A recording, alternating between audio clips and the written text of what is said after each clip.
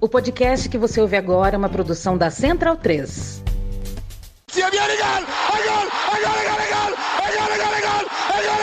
Parte Pino! ¡Qué victoria! ¡Qué victoria! Non lo so che ha segnato, ma chi se lo sa? Tardelli!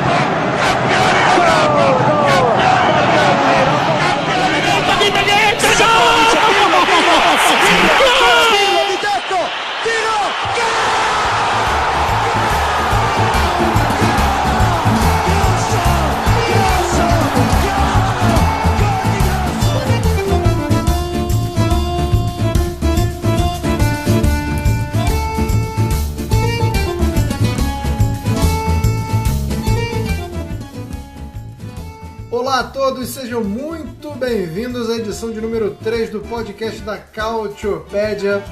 Uma semana animada, nem tanto no futebol italiano, mas pré-carnaval tem que ser animado, né? Se não pelo futebol, se não pelo campeonato italiano, que inclusive não está muito emocionante não, hein? O Napoli está acabando com esta edição do campeonato italiano. Fica aqui o meu protesto, sou contra esse time do Napoli atropelando todo mundo e sou contra também os outros times, né, que não estão sendo adversários à altura do nosso querido Napoli, que já é o campeão da Série A, na verdade seja dita. Já aproveitando esse clima animado de carnaval, já posso começar a falar baboseiras aqui, já posso cravar que o Napoli é campeão.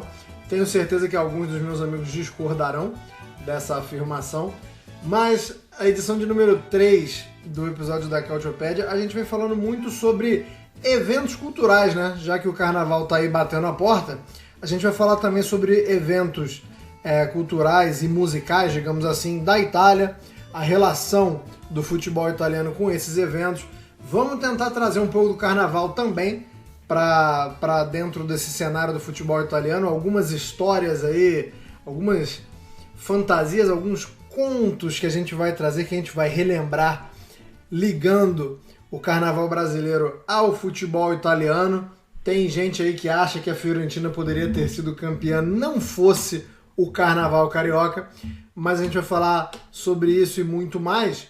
Mas antes a gente tem que fazer aqui um gancho, né? É nossa obrigação, inclusive, hoje, porque já que eu tô falando tanto do carnaval, a gente tem que ajudar nossos irmãos aqui da Central 3, fazendo aqui o jabá de que o podcast Carnavalize, né, aqui da Central 3, já vem trazendo muito conteúdo aí. Você que gosta muito de um carnaval, o Carnavalize aqui da Central 3, as últimas edições gravadas falando sobre os enredos, né, para você ficar por dentro dos enredos, a edição de número 29 do Carnavalize e a edição de número 30 do Carnavalize, falando sobre os sambas do grupo especial do Carnaval Carioca. Então, não perca tempo.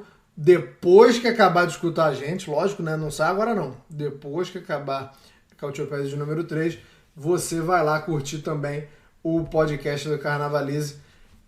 Eu ouvi o 29, mas confesso que não ouvi o número 30. Então depois que acabar aqui também a nossa gravação, eu vou lá para ficar por dentro dos sambas do grupo especial do Carnaval Carioca. Além disso, a gente vai falar sobre o Festival de Sanremo e a ligação que esse festival tem com o futebol italiano. Vamos falar um pouco de futebol também, falar sobre o Monza, falar sobre o Milan na Champions League, largou na frente. Então a gente já começa aí a edição de número 3. Eu vou trazer sempre quem vem comigo, né? Sempre quem tá junto comigo nessa. Eu sempre começo pelo Caio, mas hoje eu vou começar pelo Nelson Oliveira pelo seguinte: se o programa é de carnaval, eu vou dar prioridade pro meu amigo soteropolitano, né? Porque aí estamos falando de uma entidade do carnaval, estamos falando aí de quem tem propriedade. Nelson, eu queria perguntar, você que vai curtir o carnaval aí em Salvador, se você já está com a coreografia de Zona de Perigo de Léo Santana ensaiada e afiada, se você já está pronto para colocar em prática essa grande coreografia desta grande canção, Nelson Oliveira. Bom dia, boa tarde, boa noite. Bom dia, boa tarde, boa noite, Anderson, colegas de bancada, pessoal que está ouvindo. Vou te fazer uma pergunta, Anderson. Você deixaria eu botar meu boneco? Lá ele, né? Não vou não. Obrigado. Só se for ele. Acho que essa coreografia eu tô mais por dentro do que a de Zona de Perigo, confesso. sou mais do pagodão mais truzeira. Tava no Baiana System, carnaval aqui já começou, né? Na verdade é pré-carnaval, mas já tem um monte de coisas aí rolando. Teve um Baiana System aí, pra quem gosta aí também de curtir carnaval, sabe como é que é a pipoca do Baiana System. E Relatos de que o show deles no Festival de Salvador foi um negócio de maluco, né? no Festival de Verão com o Olodum. Foi doidão. Foi bem intenso. Foi, assim, uma intensidade que eu diria, já que a gente tá falando tanto do Napoli aí, que tá bem disparado aí na frente, foi a intensidade aí napolitana. Bom. Então aí o nosso carnaval Carasquelia, né? Nosso carnaval na intensidade Carasquelia. E, já que estamos falando de Napoli e de Carasquelia, Caio Bittencourt, eu vou fazer uma pergunta aqui. Já gostaria de dizer que você está correndo o risco de sofrer uma exclusão já no começo do programa, caso você venha com a resposta errada, né? Eu queria saber se você chama de bloco de carnaval ou de bloquinho de carnaval. Caio Bittencourt, bom dia, boa tarde, boa noite. O fato é que eu não compareço a nenhum dos dois. Nesse aspecto, olá a todos, você dificilmente correrá um risco de me ver em um bloco de carnaval nas ruas de São Paulo. Falou bloco, já mas ganhou, estarei... já passou no teste. Não, eu sou contra esse negócio de bloquinho. Eu acho que as pessoas dessa cidade desvirtuam. Dito isso, apenas declaro minha torcida incondicional para a estrela do terceiro milênio que representa o Grajaú no Carnaval de São Paulo. Dito isso, o que você falou sobre o Napoli é mentira. Não caia nesse aspecto de que já é não sei o quê. Não acabou. It ain't over till it's over. Sobre emoções no campeonato, tem. Claro que tem emoção. Lá embaixo na luta contra o rebaixamento, olha o Verona aí renascendo das cinzas, já tá -2 do Spezia, chamando pra briga o Spezia. E a Salernitana, que parece que agora quer entrar na briga, demitiu o Nicola de novo. A cada edição do Calciopédia, o David Nicola é demitido uma vez. Agora, pelo menos, trouxeram substituto, nosso querido e amado pelos flamenguistas Paulo Souza. Vamos ver o que será desse retorno do Paulo Souza a este campeonato que amamos muito. Eu acho que o pessoal devia fazer uma conta no Twitter, né? Que tem outras contas nesse estilo, mas uma conta David Nicola já foi demitido hoje, e aí atualizar diariamente com as novidades. Bom que você citou o Flamengo. Eu vou primeiramente dar o meu bom dia, boa tarde, boa noite para o Arthur Barcelos, perguntando sobre o Festival de Sanremo, mas já que você falou de Flamengo, vou fazer uma pergunta que linka as duas coisas. Pode acreditar que eu vou conseguir fazer isso. Arthur Barcelos, o Flamengo não foi bem no Mundial, né? Não foi bem no Mundial de Clubes.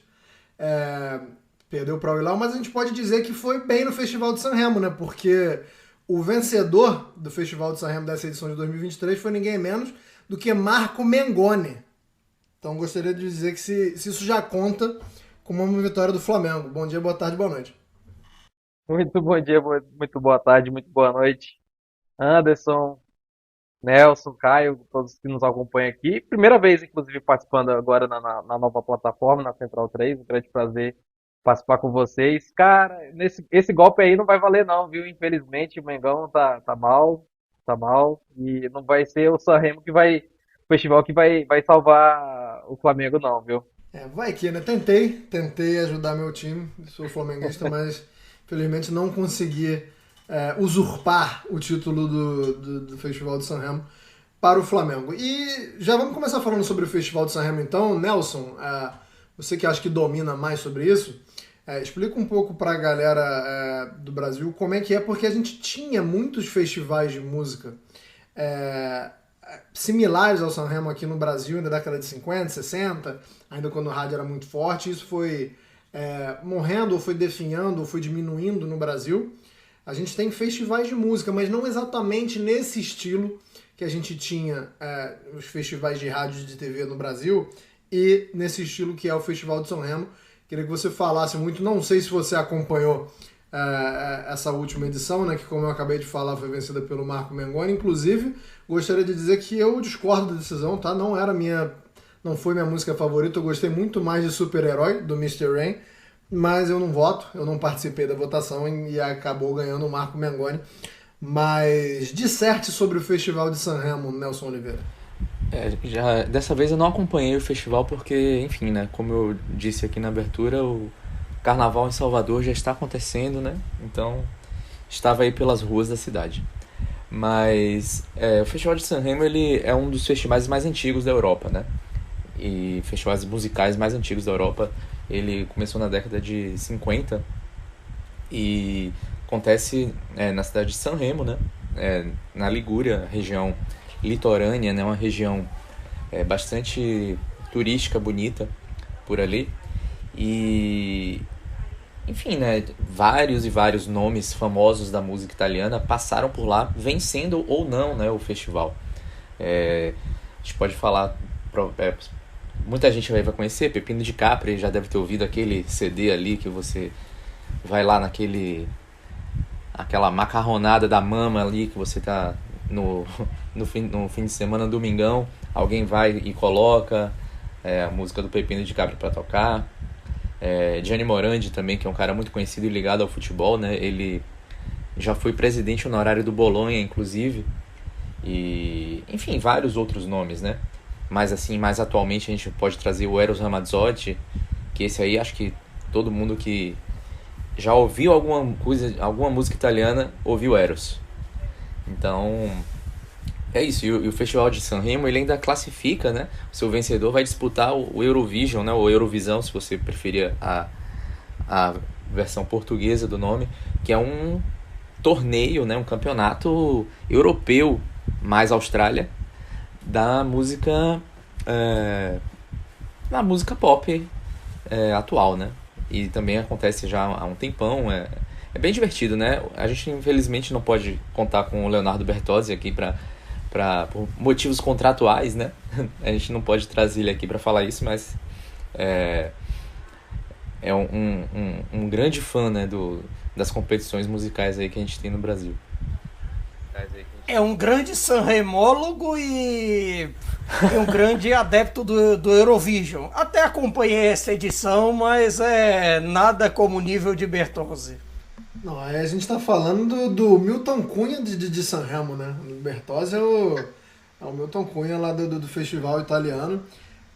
Você citou o Gianni Morandi, que já foi presidente honorário do Bolonha, ele que foi um dos apresentadores, né, dessa edição.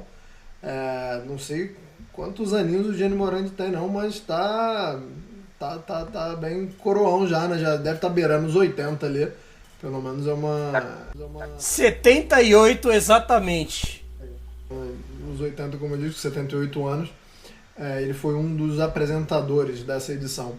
E Caio, ainda falando sobre música e sobre futebol italiano, a gente tem um estilo de música, que é a chamada canção napolitana, que é interessante, queria que você falasse sobre isso. E Silvio Berlusconi, né? É um dos nomes assim, que a gente consegue linkar entre o futebol e a música, porque eu ia dizer que era um cantor de cruzeiro, mas ele gosta ainda de se apresentar vez ou outra, então eu não vou colocar no passado não, mas ele tem uma história com a canção napolitana e é um cara que de vez em quando ainda gosta de dar uma palhinha, mas ficou bem famoso há muitos anos atrás por causa dessa vertente dele como cantor, né, cara?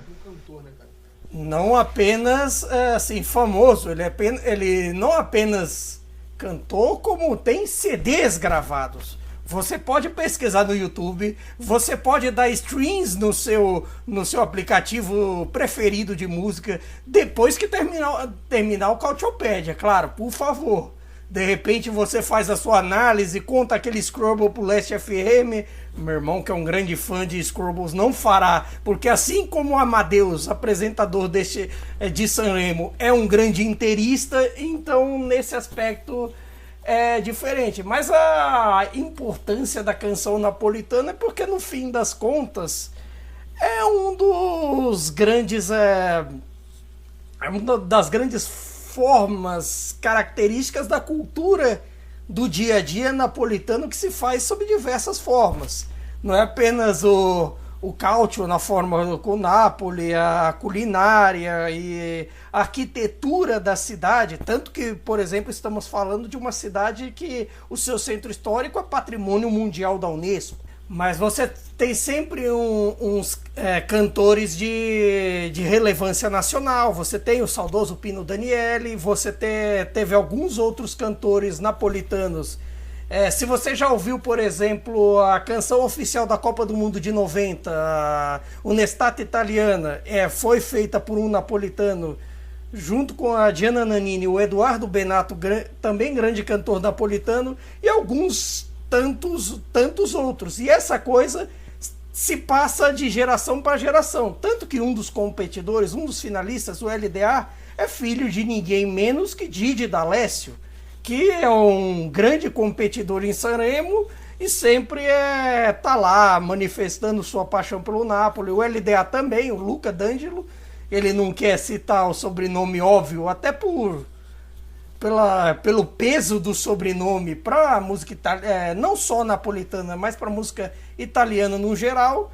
Mas assim, apesar de tudo, a música napolitana não ganha Sanremo há um bom tempo, né? Até nessa revitalização que Sanremo teve nos últimos anos, principalmente com novos competidores, além dos clássicos que tivemos nessa edição.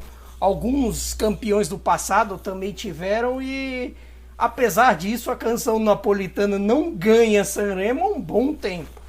Mas por outro lado, ainda não sabemos quando Silvio Berlusconi competirá em Sanremo.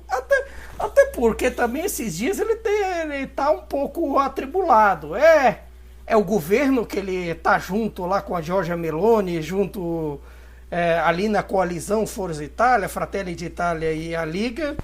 Ele está volta e meia defendendo o Putin por aí, no negócio da guerra, arrumando umas briguinhas diplomáticas. Volta e meia tem as coisas dele de partido e, claro, tem a campanha do Monza. Boa, obrigado pelo gancho. E você acabou falando aí do Berlusconi declarando apoio, ou pelo menos passando um pano, como diria a galera mais moderna, para o Putin. O Volodymyr Zelensky votou nessa última edição do Sanremo, né? Foi votam muitas celebridades, né? Atores, comediantes, e o Volodymyr Zelensky foi um dos responsáveis por escolher aí os campeões de Sanremo. Arthur, já que nosso Caio levantou a bola do Monza, que é um dos projetos do Berlusconi, né? Como a gente acabou de falar, eu só queria, antes de passar a bola pro Arthur, ô Nelson, como é que é o nome do filme sobre a carreira do Berlusconi? Um filme muito bom, recente. Você até me sugeriu ver o filme e eu ainda não vi, mas tem um filme sobre a carreira dele que fala muito sobre a canção napolitana. Só antes de eu passar pro Arthur, me lembra do nome desse filme, por favor? Em português, né, ele foi traduzido como Silvio e os Outros, né? Mas você pode achar como Loro, L-O-R-O, tipo louro mesmo, papagaio, sem o U. É um filme de Paulo Sorrentino, né? Já ganhou o Oscar com A Grande Beleza. É um grande fã de Maradona, um grande napolitano também, já que a gente está falando tanto de napolitanos, né? O Paulo Sorrentino também é um grande napolitano. Tem outro filme dele, já vou... Acabou de estar no Oscar agora, com A Mão de Deus, justamente falando assim nessa biografia pessoal, relacionando assim a vida dele, a adolescência, com as descobertas pessoais dele e, claro, aquele período maravilhoso do Napoli dos anos 80. Se eu falar mais, eu dou spoiler. E ainda tem outro filme dele que é Youth, né? La Giovinezza, a Juventude, que também tem uma referência a Maradona no meio. Também não vou dar esse spoiler não, porque é uma coisa bem incidental que aparece durante o filme. Eu tô embasbacado com a profundidade cultural do que esse programa está atingindo hoje. Mas vamos falar um pouquinho sobre futebol, Arthur, já que a gente citou aqui desse Monza do Berlusconi. Muito bem, né? Depois da parada da Copa do Mundo.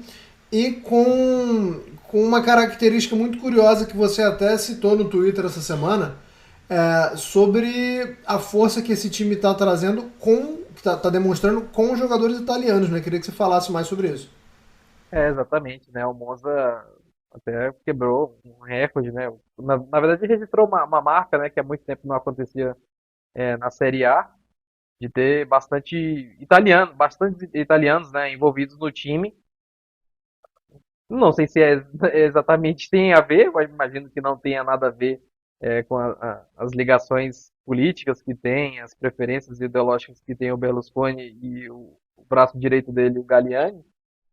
Provavelmente não tem nada a ver, mas realmente, como eu falei no Twitter, é um processo importante no momento difícil que a Liga vem enfrentando, porque não só a questão de ter uma predominância de jogadores italianos, não é nem por esse lado, de revelar jogadores italianos que têm um vínculo, né, ou foram revelados por grandes times do futebol italiano, que não tiveram espaço nesses clubes e que têm essa oportunidade no Monza. Não só isso, mas o fato de movimentar o mercado interno, de investir em jogadores da própria liga, né? E foi o que o Monza fez, e agora esse sucesso, né? É claro que ele credencia esse projeto e acaba servindo realmente de um exemplo para outros clubes que é possível sim investir dentro da própria liga, porque existem grandes talentos, né? O futebol italiano ele tem uma base muito interessante de jogadores revelados, tem problemas estruturais graves, né, na formação do jogador, mas ainda assim tem os talentos e se não tiverem a chance que estão tendo, por exemplo, agora no Monza, é difícil que a gente imagine realmente uma renovação dessa próxima geração, enfim. Mas realmente são jogadores, sim, pontualmente destacando alguns italianos, por exemplo, jovens, Rovella, da Juventus, o Ranocchia também, ligado à Juventus, do Colpani, revelação da Atalanta, um meia muito interessante. Enfim, são vários outros jogadores que também nem são tão jovens, mas que finalmente tiveram uma chance na Série A de afirmação, né? O Monza acaba sendo eliminado para a Juventus na Copa Itália, mas no campeonato italiano vai numa sequência muito boa, né? É a maior invencibilidade, né, da liga no momento. Exatamente, a última vez que perdeu foi em novembro do ano passado, perdeu por 1-0 para Lazio. Depois disso, empata muito, mas assim, eu acho que a gente também tem que levar em consideração o que pode oferecer esse time, né? Os empates, inclusive um empate contra a Sampdoria muito frustrante, mas acho que não diminui essa... Em parte também, aquele com a Sampdoria, eles arrumaram um gol de empate nos acréscimos. Sim, eu me refiro mais à fase tenebrosa da Sampdoria, mas... Sim, eu digo que assim, é curioso que esse time atua melhor fora de casa do que em casa. Tanto que se você for prestar atenção, as duas últimas vitórias foi com Bolonha no Dallara e com a Juventus no Estádio. Ganhar de 2-0 no Estádio. Não é coincidência que assim, se você tirar os últimos 5 jogos, tirando a fase do Napoli, o Monza é o segundo melhor time nesse recorte recente. E Nelson, eu queria que você só projetasse se dá para continuar, porque a gente tem um campeonato, um primeiro pelotão ali muito desgarrado, né? Principalmente depois que a Juventus sofre a punição, que inclusive ainda pode ser diminuída, outros times ainda podem sofrer punições, então eu não quero me ater muito a isso, porque pode ser um cenário que, a partir da parte jurídica, ainda pode ser que mude bastante. Mas eu queria que você falasse se o Monza pode... se essa posição de meio de tabela de repousar tranquilamente ali, de não passar um aperto no final do ano, já é o suficiente, ou se o Monza ele pode querer alguma coisa a mais, né, diante dessa boa fase que está vivendo agora. No início da temporada, né, na verdade, logo depois que o acesso foi conquistado, né, o Berlusconi e o Adriano Galliani, né, que é seu braço direito e executivo principal do Monza, eles declararam que o objetivo era a Champions League, né? Mas isso aí foi uma bravata mais inicial, e depois eles corrigiram, né, e falaram que o objetivo mesmo era ficar na parte de cima da tabela.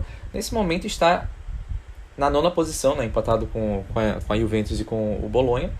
E eu acho bem possível que isso aconteça, né? Se a gente for olhar, agora no momento tem um ponto de diferença entre o Monza e o Torino, que é o 7º colocado. E o time foi projetado para isso, né? É um time que fez um mercado muito agressivo até, né? Foi buscar nomes importantes, né? Como, por exemplo, foi buscar o Pessina na Atalanta. O Pessina tinha acabado de ser campeão europeu pela Itália. Ele começou no Monza, né? Ainda juvenil do Monza, e voltou pro time para ser a cara do projeto.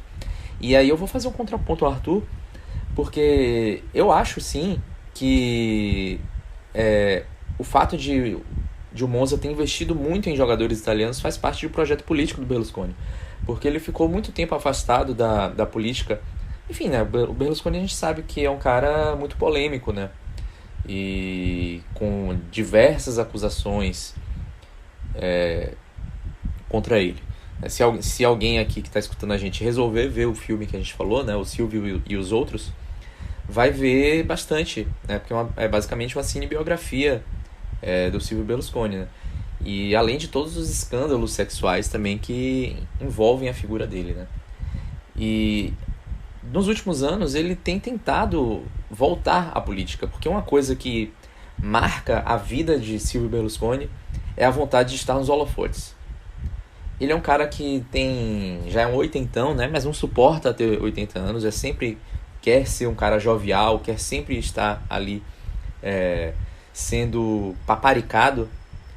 E ele conseguiu, né, com a ascensão da direita na Itália nos últimos anos, conseguiu ter um lugar de destaque novamente. Então, como o discurso do grupo político dele é um discurso de fortalecimento da Itália, né, e aí a gente já vai trazer até para o pessoal que ele próprio, Silvio Berlusconi, é o cara que vai consertar a Itália, né? O slogan dele é meno male que Silvio c'è, ou seja, em português menos mal que Silvio Berlusconi existe. A gente coloca o negócio nesse nível. Então, pro Monza, ele está sendo essa figura, ele está querendo transmitir que existe uma Itália que, mesmo simples, simplória, que não ambiciona muito, não ambiciona o topo, é uma Itália que pode dar certo. Então isso faz muito parte do projeto político atual dele, que ele sabe que ele não vai conseguir ser o protagonista, tanto é que ele não é o primeiro-ministro do momento, mas ele quer ser presidente da República. O novo sonho de Silvio Berlusconi é ser presidente da República. Enfim, na Itália a gente tem o parlamentarismo, né? O chefe de governo é o primeiro-ministro e o presidente é o chefe de Estado. E Berlusconi quer fechar a carreira política dele sendo presidente da Itália. Então, o Monza e esse investimento todo em novas caras do futebol italiano, na minha opinião, tem muito a ver com o que ele deseja. Porque Monza fica na base política dele, né? Berlusconi é um cara de Milão. Monza fica na região metropolitana de Milão. Então, ele está ali se fortalecendo na sua aldeia, né? Para se relançar politicamente, na minha visão. Ótimo ponto. Vou só citar dois destaques individuais do Monza para a gente passar para um outro assunto já, mas o Monza que vem com... quem vem bem no ataque do Monza é o Caprari que rodou muito o time aí na Série A já, né? Eu lembro do Caprari no Verona, na Sampdoria, e tenho certeza que jogou a Série A por outras equipes. Começou na Roma, então com certeza jogou lá também. Mas quem vem me chamando muita atenção era um jogador que eu não conhecia até pouco tempo, que é o Churria, né? O Churria vem com 4 assistências na competição, e esse aí é a primeira vez que joga a Série A, jogando sempre por equipes pequenas, na Série B, na Série C, nunca entre os favoritos, né? Já jogou no Pordenone, jogou no Sul Tirol. Esse também... Vale destacar um outro que não foi dito aqui, o Carlos Augusto, brasileiro, ex-Corinthians, que assim... Até numa função diferente, que ele é lateral esquerdo de origem, surgiu no terrão corintiano como lateral esquerdo, até tem aprontado umas ali de meia esquerda, é um fenômeno até interessante. Ele, o Marlon, os outros brasileiros, e até dá uma alfinetadinha. O Pablo Mari, depois daquele drama que teve, foi esfaqueado por um maluco no mercado em Milão. No fim das contas, ele voltou antes que o Pogba. Que coisa! Você foi dando uma espetada, facada, o pontiagudo, Caio Bittencourt, o cortante, o Caio Bittencourt. Eu só citei aqueles outros dois porque a gente estava falando mais dessa questão da base italiana do Monza, mas você tem toda a razão. O Carlos está muito bem também. E tem outro que também está muito bem, que é o de Gregório, né, o goleiro. Ele que não era destinado a ser o goleiro titular, né, dessa temporada. E barrou simplesmente o Crânio, que é goleiro de seleção. Não foi ameaçado em nenhum momento e tem sido um dos melhores goleiros do campeonato, né? Um cara que começou na Inter, nunca jogou profissionalmente na Inter, né? Mas é da base da Inter. Rodou aí bastante pelas divisões inferiores e também faz a sua primeira Série A. E tem sido um dos nomes principais do Monza. Vamos passando então do Monza para o Milan, que incrível como esse programa parece ser. O Berlusconi é o grande astro do programa. A gente vai falando ali sobre os satélites, né, da vida do Berlusconi, mas falando sobre o Milan, porque o Milan a gente está gravando no dia 14. Inclusive, um feliz dia de São Valentim a todos vocês que estão aqui comigo e todos vocês ouvintes. Mas a gente está gravando no dia 14 de fevereiro e o Milan jogou pela Champions League. Fez uma boa partida, venceu o Tottenham por 1-0. Então a gente vai nesse caminho Berlusconi aí. Caio Bittencourt, eu queria que você falasse um pouco sobre essa vitória do Milan pela Liga dos Campeões. Um tanto quanto pitoresco, né, que tenha rolado um gol de cabeça do baixinho Brahim Dias, mas você pode falar mais sobre o jogo, por favor. Não, mesmo até com todo o contexto do lance, alguns reclamaram até falta, assim, tudo bem que para você chegar junto com o Christian Romero, você tem que ir atropelando mesmo, tem que fazer tudo como foi. Mas desse jogo em específico, o curioso e o destacável não é nem a turma lá do ataque, nem Leão, nem Brahim, o autor do gol, nem Giroud, mas a defesa, que finalmente voltou a ser segura. Principalmente a atuação do Thiaw, que junto com o Kjaer, com o Kalulu, acabou anulando simplesmente Harry Kane. Você nem fala tanto do som, porque assim, se você for olhar, até o Tottenham tem tido momentos tão problemáticos quanto o Milan nesses últimos jogos. É até estranho em vista assim, a qualidade desse time, até todas as outras questões. É bem verdade que o Tottenham, assim como o Milan, também tem seus problemas de lesão, tem todos os seus contextos e todas as suas situações. Mas assim, para um time que vivia com série longa de gols em sequência sendo sofridos, esses dois últimos jogos, tanto com o Toro no campeonato quanto com o Tottenham na Champions, podem dar uma coisa assim de respiramos, vamos organizar tudo de novo, reconstruir. E assim, eu não creio que esse Milan tenha desaprendido a jogar futebol. O Tonali não desaprendeu a jogar futebol, o Theo não desaprendeu a jogar futebol, muito menos Leão, Giroud, Brahim, quem quer que seja. Você pode até questionar um caso assim que tipo, o Rebic entrou no jogo, mas não está no momento da temporada passada, o De Ketelaere, que até o momento não aconteceu como se esperava, como ele veio do Brugge. Você pode questionar um Tatarussano tal, mas assim, esse time não perdeu, esse time não desaprendeu a jogar futebol.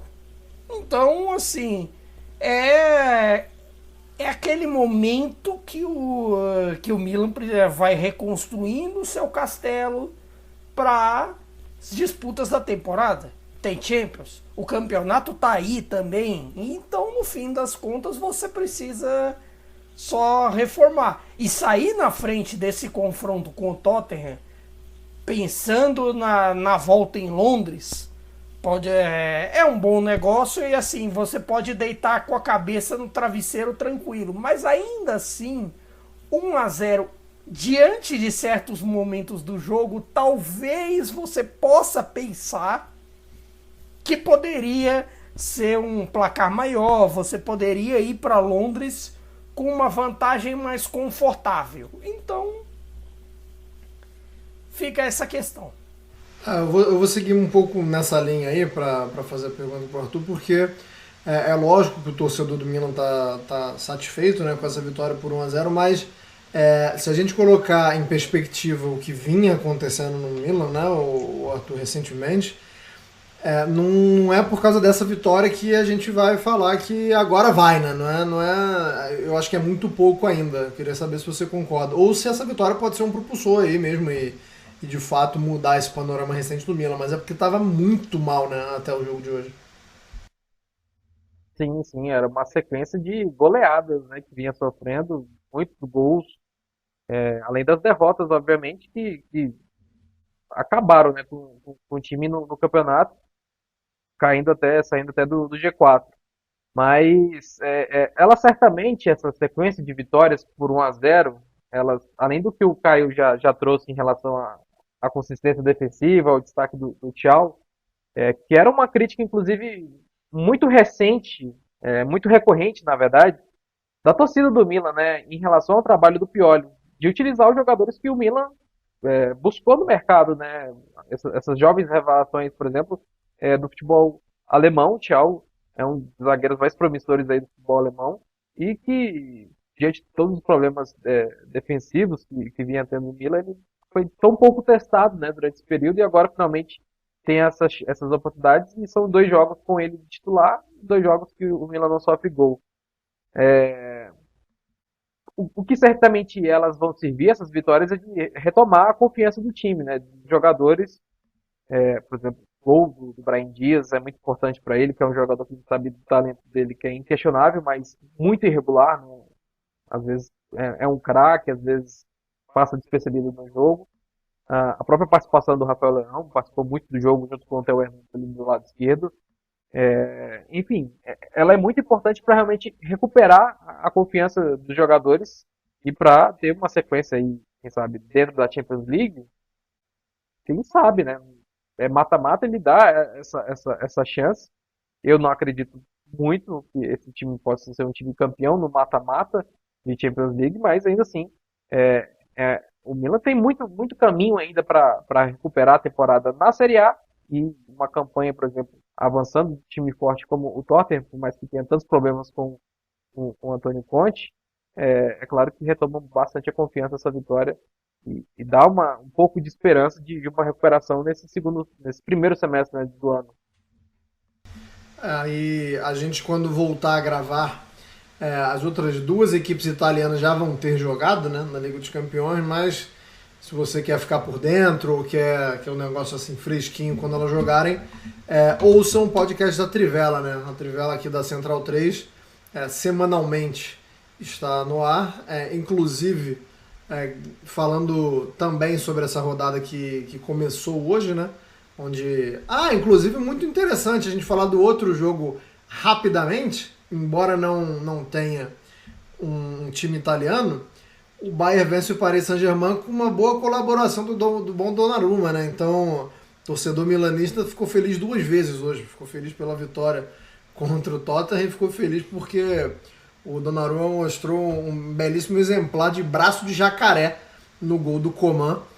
Tem gente que acha que é frango, eu não acho que foi frango, acho que era uma bola defensável, mas para ser frango, acho que frango é um outro patamar de falha, né? Foi só uma falha, não frango, mas essa minha humilde opinião. E se você quiser saber mais de todos os outros jogos da Liga dos Campeões, com equipes italianas ou não, podcast da Trivela aqui da Central 3 está sempre abordando aí os jogos da Liga dos Campeões.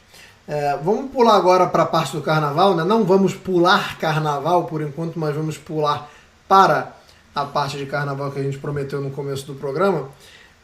Nelson Oliveira vai trazer aí uma fábula, digamos assim, né? Que uma fábula sempre tem uma moral, sempre tem pontos ali que flertam com fatos reais, mas no final das contas a gente não sabe se aconteceu ou não. Nelson Oliveira, que história é essa que a Fiorentina uma vez deixou de ganhar ou deixou de brigar mais fortemente aí por um Scudetto por causa do Carnaval Carioca? Talvez as pessoas mais velhas que nos escutem conheçam já essa história, né?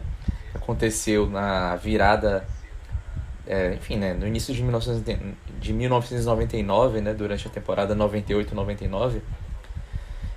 A Fiorentina, ela era um time bastante ambicioso nessa época, né?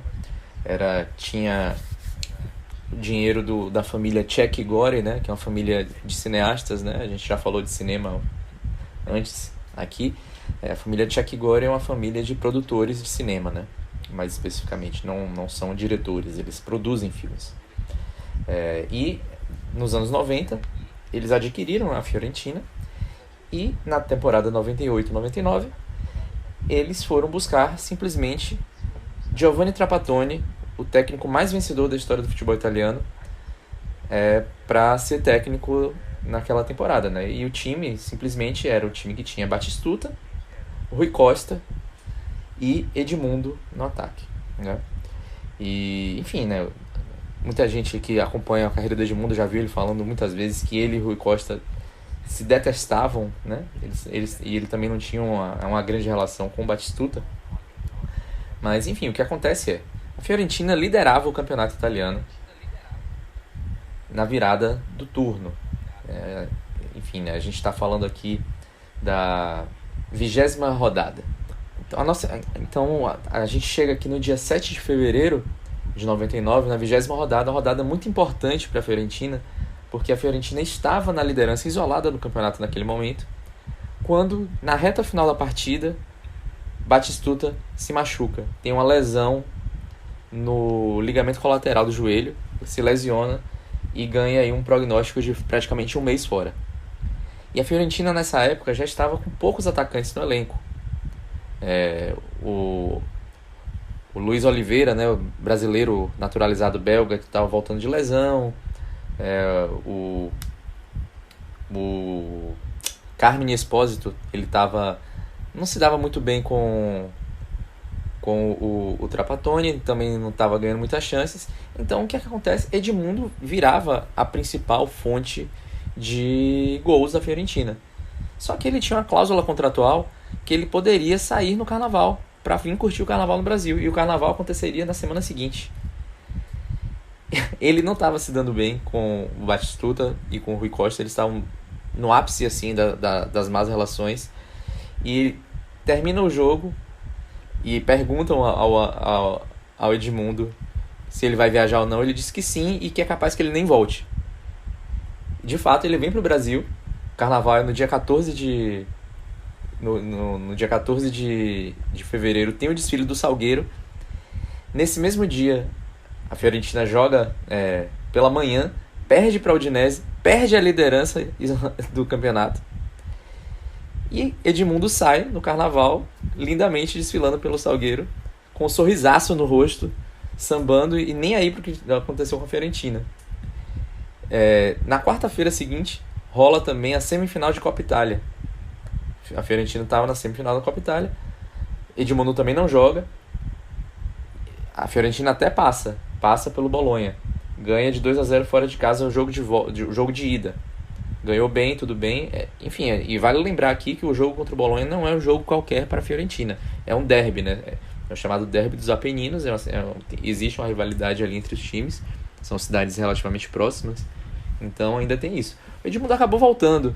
Só que depois que aconteceu isso, a Fiorentina nunca mais foi a mesma. Começou a tropeçar e perdeu o campeonato. Acabou ficando em terceiro. A Lazio depois toma a frente, parece que vai ganhar o campeonato de todas as formas, que dispara. Chega nas últimas rodadas e o Milan toma a liderança na 33ª rodada. O mesmo Milan cujo jogo mudou a vida da Fiorentina, né, por causa da lesão do Batistuta. E o Milan, que só liderou o campeonato por 2 rodadas, a penúltima e a última, é campeão italiano. Enfim, essa é a história. Ironicamente, a Lazio só perdeu o campeonato porque, pasmem, empatou com a Fiorentina na penúltima. Vale dizer também que assim, a Lazio chegou a ter uma distância ali de quase 9 pontos para... Deixa eu até checar aqui exatamente se são 7. 7 pontos para o Milan, vice-líder, mas a vantagem derreteu para um de cara por perder um derby para Roma e outro para Juventus. O da Juventus se não me engano, até o da volta do Del Piero após a sua lesão mais grave de ligamento e tudo mais. E o derby para Roma é relativamente famoso, é daquele que os romanistas lembram, que um dos primeiros gols do Totti em derby, que ele usou aquela famosa "Viò purgato ancora", te peguei de novo, deu uma provocada nos Laziali, e é até um clássico cult para os romanistas. E aliás, para Edmundo, vale dizer também que ele jogou mais 2 jogos depois disso. Estou até consultando aqui o maravilhoso Statistiche sul Calcio, eles têm ficha de tudo quanto é coisa. Ele até jogou depois contra Roma e Salernitana, mas aí o Vasco, com todo o dinheiro do Bank of America, Eurico e tudo mais, aproveitou, não, vamos trazer de volta. E tivemos ali a maior contratação em valores corrigidos, acho que é algo em torno, ou nos valores de hoje, de 65, 68 milhões de reais, 15 milhões de dólares à época, e Edmundo voltou ao Vasco. Não terminou nem mesmo o campeonato com a Fiorentina. Ele sai um pouquinho antes do final, né? Ele chega a jogar contra o Perugia ainda também. Em maio, no comecinho de maio. Não, ele saiu em março. Não, ele termina o campeonato. Ele chega a terminar o campeonato. Só que ele já tá acertado, né? Pode ser que o negócio, exatamente, pode ser que o negócio tenha sido concretizado em março, mas ele joga ainda. Porque o último gol dele contra a Fiorentina é um pouco constrangedor, né? Faz o gol ali, na vitória contra o Perugia e... Deixa eu checar aqui, é até bom a gente fazer esses negócios, que assim a gente vai relembrando. É realmente isso aí mesmo, ele volta lá pro final, acho que se não me engano ele joga ainda a taça... É que assim, a transferência se concretiza em março, mas acho que ele só joga ali em maio, junho, que ele joga a Taça Rio, ganha a Taça Rio, depois perde a final pro Flamengo no Carioca e tudo mais. É isso. Tá aí a baita história, então. Quando se fala de carnaval carioca lá em Florença, deve... E aliás, até falando assim, dessa Lazio de 99 que perdeu o campeonato, nessa disputa assim, que assim, é uma das melhores edições do campeonato fácil. 98, 99, pelos craques que tinha, pela disputa que foi e tudo mais, apesar dos dramas que Juventus e Inter viveram naquela temporada, ausência do Napoli e tudo mais... Aquela edição ali, assim, é uma de você rever, se você puder caçar os jogos daquela temporada, realmente são jogos bons. E assim, depois da dor do Scudetto perdido para Lazio, no ano seguinte ela justamente tira 9 pontos da Juventus do Ancelotti para ganhar o campeonato. É meio curioso como a mesma Lazio, que assim, do Sven-Goran Eriksson, de vários craques, do saudoso Sinisa, de Sérgio Conceição, de Roberto Mantini, aí tivemos Salas também, Veron. Só que assim, a única diferença entre um ano e outro é que em 98 e 99 tinha o Vieri, tinha Bobo Vieri. 99 e 2000, coitado, ele não ganhou o campeonato. E assim... E até nesse negócio todo, com essas grandes distâncias, até quem tá com 15 pontos na frente, quando lembra desses campeonatos, começa a ter medo. E só para arrematar sobre a Fiorentina, né, para ver o tamanho da queda, né, de rendimento da equipe, ela termina o campeonato com 14 pontos a menos que o Milan, né? E ainda foi para a Champions League por muito pouco, porque ela ficou com 56 pontos. E a Roma, que já foi para a Copa UEFA, que ficou em quinto, ficou com 54. A gente vai ver aqui a pontuação. É Fiorentina 56, Parma 55, Roma 54, Udinese 54 e Juventus 54. E a Fiorentina ainda também perde a final da Copa Itália para o Parma por causa do gol fora de casa. Então, mesmo assim, mesmo tendo conseguido se classificar para a Champions League pela primeira vez na história, né, que a primeira vez que a Fiorentina jogou a Champions League foi em 1999-2000, eles ainda se classificaram com um gostinho amargo na boca, né? E engraçado, Arthur, que o Nelson fala assim, e para falar sobre a queda de rendimento da Fiorentina, eu por alguns segundos fiquei sem saber se ele estava falando da Fiorentina da temporada 98-99 ou dessa Fiorentina de agora, né? Porque a Fiorentina de agora, eu já estou vacinado, porque já me decepcionei com a Fiorentina pelo menos algumas temporadas em sequência. Mas a gente sempre fica com a impressão de, no começo da temporada, olha, a Fiorentina está contratando bem, olha, você pega o elenco da Fiorentina, é um elenco legal, assim, né? Você olha e vê alguns bons nomes ali. Pode falar sobre a Fiorentina de hoje, Arthur, porque a Fiorentina de hoje com certeza tem muito mais potencial do que apresenta. A Fiorentina na 14ª colocação e numa sequência de jogos horrível, né? A sequência de jogos aí, como eu acabei de falar, quando o Nelson fala que começa a derrapar a Fiorentina, eu achei que ele estava até falando dessa Fiorentina de agora. Assim, eu também estou vacinado com a Fiorentina, não fico surpreso tanto com o desempenho nem sempre ser convincente de acordo com a expectativa que a gente cria com os jogadores que eles trazem no mercado, né?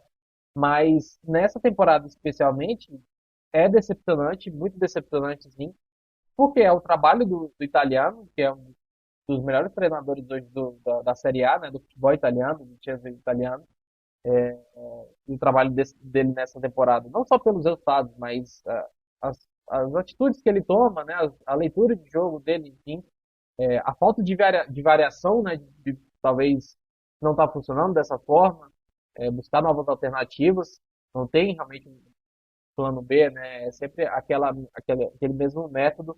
Ele não consegue ser um treinador versátil e é o que a gente faz, por exemplo, ter dúvidas dele, de repente, dele treinar um time maior ainda do que a Fiorentina, né? Um grande time, porque ele já mostrou qualidade, né, em outros anos, em outras temporadas na Série A de ter, talvez ter essa missão de dar esse salto, né?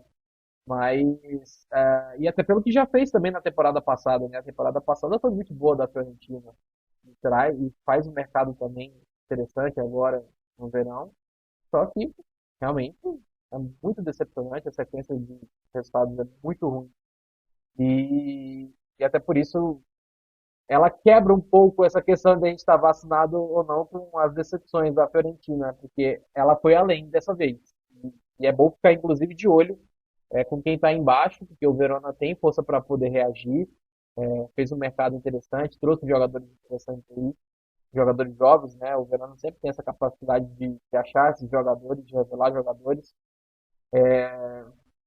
Tem a Salernitana, que eu acredito que vai piorar muito, né, com o trabalho do Paulo Sousa.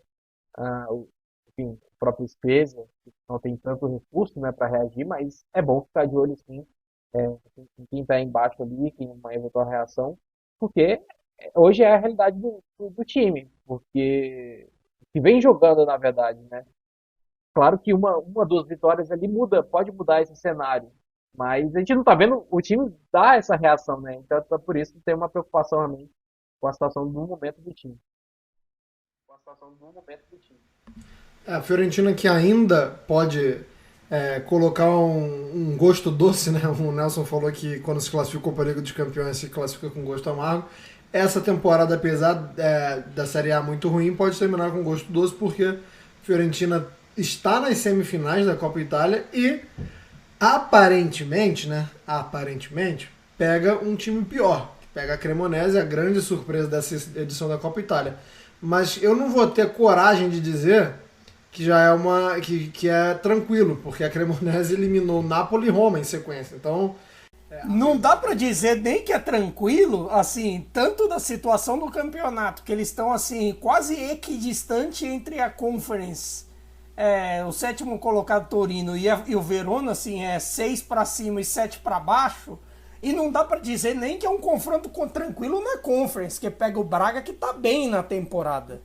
Então, assim, não dá, é um negócio complicado, e assim, nem mesmo na Copa com a Cremonese, que não ganhou no campeonato, é verdade que a Cremonese teve um azar enorme para chegar a 22 jogos sem ganhar nenhum, com diversos empates, tirando ponto de grandes como o Milan e tudo mais, e até sentiu mais o choque da elite em relação ao que sofreu na Copa, mas assim, a Fiorentina não dá para você inspirar algo positivo com esse tipo de jogo estéril que o Vicenza italiano anda tendo, e até principalmente as o que para mim é a decepção do campeonato, a seca de gols dos atacantes da Fiorentina. A gente esperava mais de Arthur Cabral, de Jovic, então a gente esperava muito mais.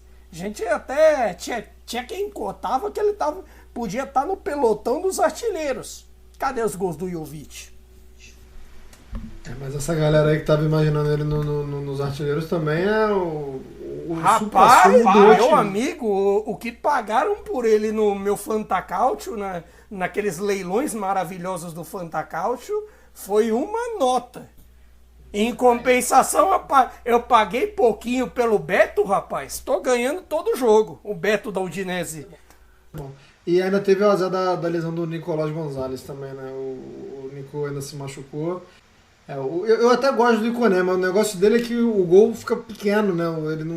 Ele é um bom jogador até o momento da finalização, e aí um time nessa situação que está a Fiorentina agora precisa mais de gols do que de jogar bem, né? A gente vai ficando por aqui nessa terceira edição, mas eu ainda vou deixar um tempinho para cada um dar o seu destaque final, começando pelo Nelson Oliveira. Espero que você curta muito Carnaval aí em Salvador, Nelson. Eu confesso que é a época do ano que eu fico deprimido por estar longe do Brasil. Eu diria até que é a única época do ano que eu fico mal por não estar no Brasil. Então, curta por mim e por você aí nas ruas de Salvador. Pode deixar, já estou fazendo isso por você. Continuarei aqui. Muita gente não sabe, né? Mas aqui o Carnaval oficialmente começa depois de amanhã, né? No caso, depois de amanhã, eu tô falando que a gente está gravando na terça-feira, mas quando você estiver ouvindo a gente, eu provavelmente já estarei nas ruas de Salvador, aí me divertindo, tal qual a Atalanta, que está voltando a jogar um bom futebol, que eu estava até descrente até na continuidade do trabalho do Gasperini, estava bastante atravancado o negócio lá, mas virou a chave assim de uma forma fenomenal. Não só pelo Lookman, mas o Højlund, jogador dinamarquês, para mim, nesse momento, está no grupo ali das grandes revelações do campeonato. Tem feito um 2023 especialmente muito bom. E a Atalanta está aí na terceira posição, empatado com Roma e Milan. Será que a gente vai ver a Atalanta na Champions League de novo? Espero que sim. O Højlund é o famoso achado, né? O trabalho de prospecção da Atalanta é chover no molhado, né? Falar como eles encontram soluções escondidas, né? O pessoal lá jogava muito onde está o Oli quando era mais novo, porque os caras acham cada uma que é de surpreender sempre. Arthur Barcelos, meu querido, bom dia, boa tarde, boa noite. Planos para o Carnaval e destaque final. Cara, sem ser o Grinch do Carnaval, eu realmente não é minha praia. Eu sempre tento fugir um pouco dos blocos.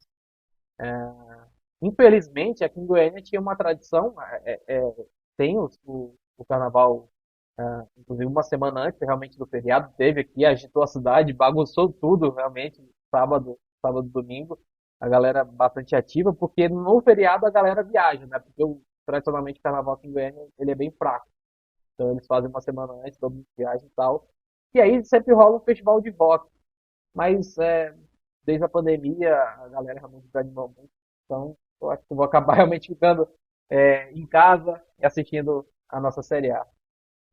O decepcionante Arthur Barcelos, bom dia, boa tarde, boa noite pra você. Já falei, cara, eu tô fora do Brasil, por favor, vocês todos curtam o Carnaval, mas ninguém disse que você também não pode curtir em casa, né?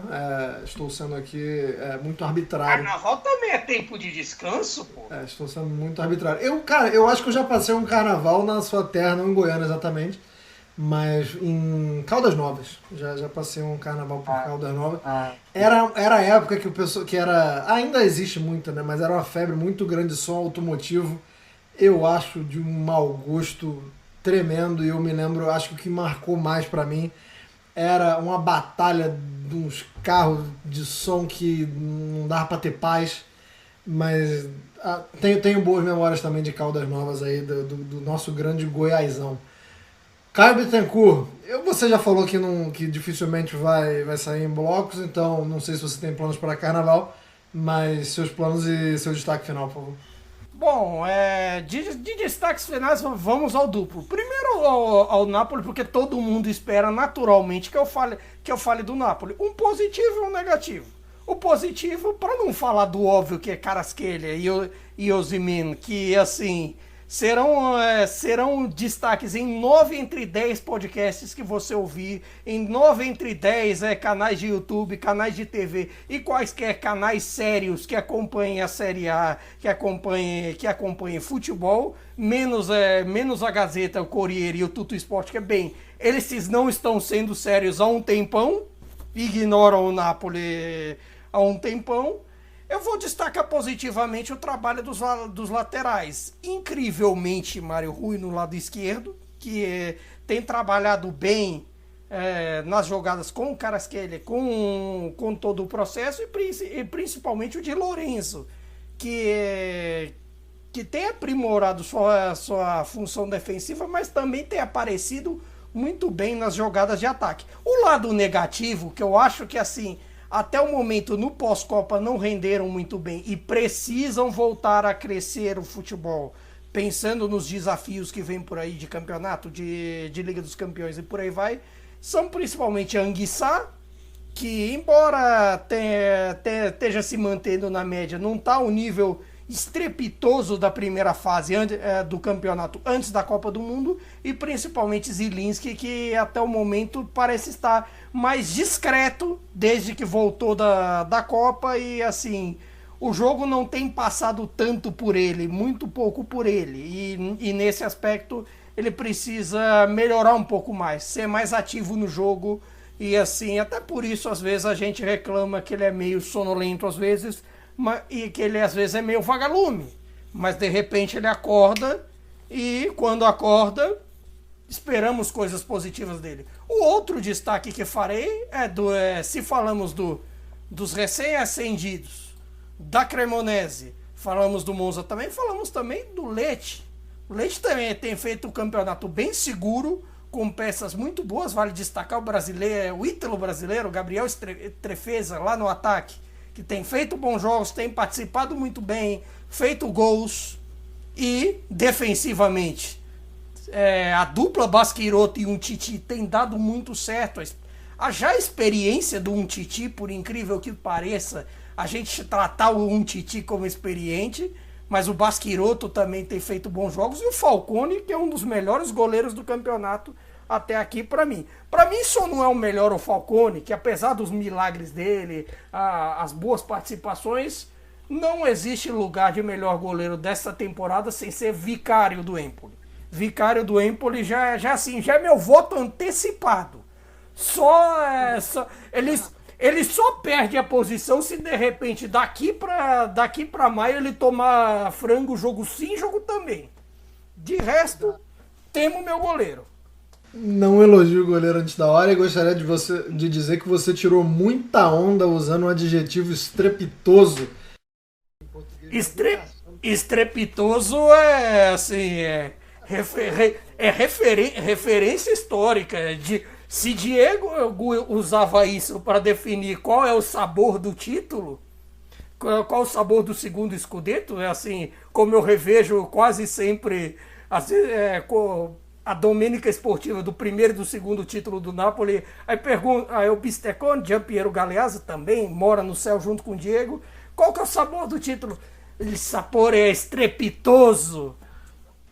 Tirou muita onda, desejo a todos um carnaval estrepitosaço aí. Muito obrigado por ouvir a gente até aqui. Estaremos de volta na edição de número 4, a edição de número 3 fica por aqui. Um abraço à Central 3, mais uma vez, pela oportunidade de ceder o espaço aqui. Um abraço a você que ouviu a gente até aqui. Saboreie com moderação, tá? O carnaval é bom, mas a vida é uma só. Cuidado, calma. Vamos com calma no carnaval. Curtir com muita paz e com muito amor. A gente se despede por aqui. Daqui a 2 semanas estamos de volta. Beleza? Um abraço, arrivederci e tchau.